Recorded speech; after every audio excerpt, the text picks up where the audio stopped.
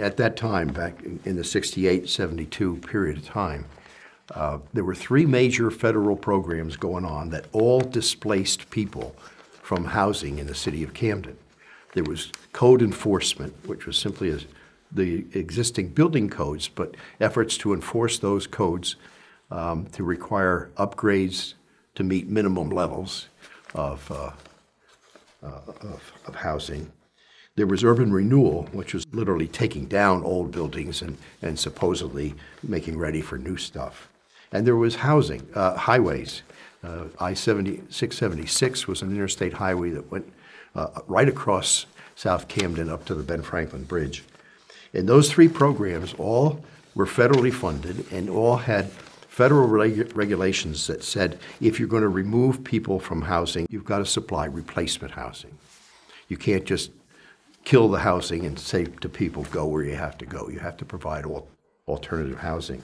Well, they were doing the demolition work, but they weren't providing the alternate housing.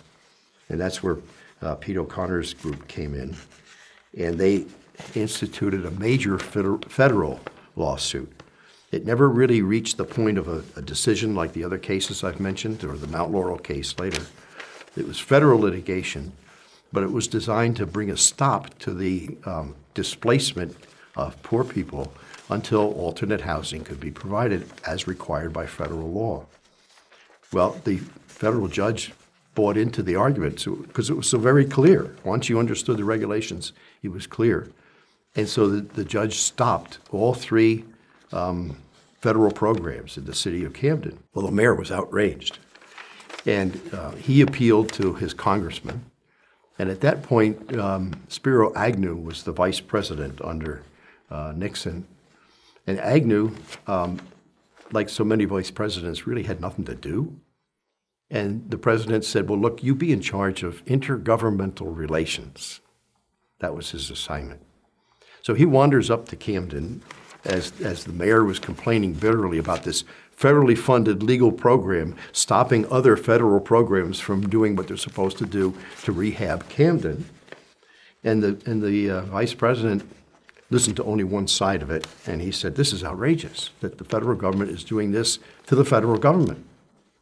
Why is that? So he said, I'm going back to Washington. I'm going to see what I can do to stop this program from doing what they're doing. Well, when he made that announcement, it was big news in the local papers and pretty soon nationally. And the American Bar Association got involved. And they said, wait a second. These lawyers are doing what lawyers are supposed to do. They are litigating on behalf of poor people to enforce clear legal rights. This is what it's all about. And the rights are to be enforced, and the government's not to interfere, and the vice president should not be interfering. Well, he said, I'm going to have a meeting. I'm going to bring everybody down to Washington, the vice president said, and we're going to see what we can do to straighten this out.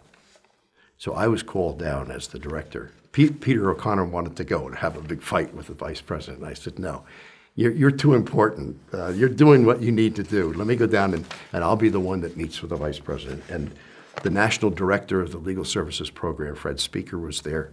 I think Vaughn Gearin had come down from New York City.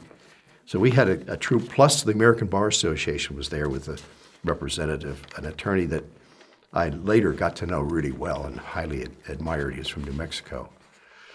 Anyway, we had a big meeting in the executive office building in Washington, D.C. with the vice president and everybody around this huge table. And he started off saying, now, I've been told that because this is a pending lawsuit that we're dealing with, that I have to keep away. I can't become involved in it. I can't interfere with a lawyer-client relationship. He said, I recognize that. Now, he wasn't a lawyer, I don't believe. I'm not sure. But anyway, he said, I'm not going to interfere.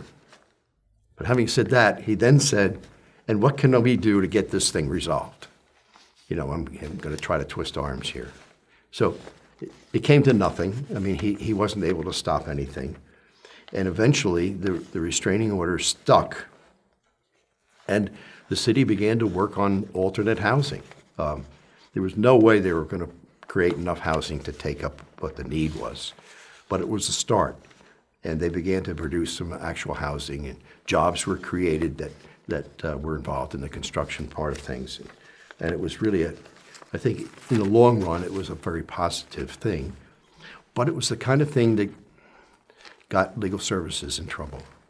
And programs that were sufficiently aggressive like that throughout the country, like California Rural Legal Assistance was a famous one that constantly got California people upset.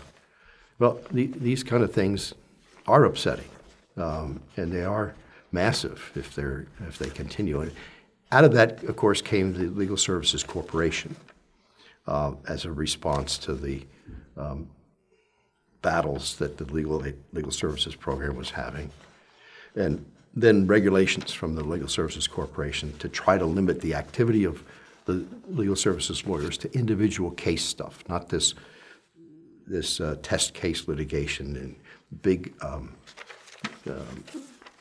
group litigation, and even some of the economic development that we did.